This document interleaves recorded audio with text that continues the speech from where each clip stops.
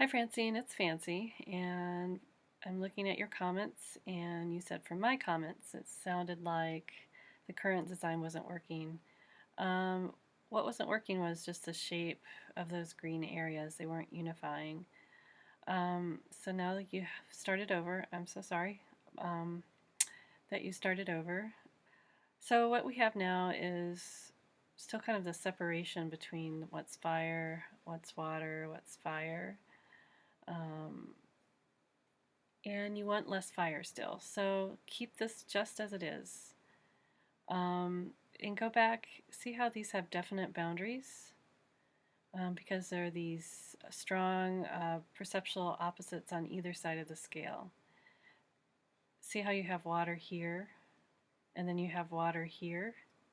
So right now they're separated for the most part, except maybe a little bit here, by a really strong boundary of perceptual opposites at their most pure. Go back in here and connect this area here with this area here by adding in some chromatic grays to break up this big boundary. You just want small areas of fire where the perceptual opposites touch to kind of come into focus in just a very small part of the water. And wherever they come into focus, you want it to be kind of well balanced in the composition, like here and then here and then here, if there's three areas. So the same for this. So go in and break up these boundaries, add more chromatic grays to this area. And the same for this one. You've got this body of chromatic grays here. And this one, as we've already pointed out, but they're separated by, except for maybe a little bit there, but that's still fire. It's just not as strong. These are your chromatic grays in here. Here, in here, or this one here.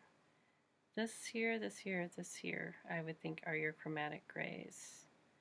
Or maybe this one and this one. So you need to just kind of connect this chromatic area with this chromatic area here. So more chromatic grays breaking up this here and breaking up this here. You only want this fire to come into focus in strategic places. The rest of it will be mostly water. And you've got these little bitty pieces here. You have one of two choices. You can fix that in your Illustrator file, but if you need a quick fix, put your JPEG into Photoshop, eyedrop this, and paintbrush that over each of those. All right, I hope that helps. It's okay, wrap it up. You're doing great.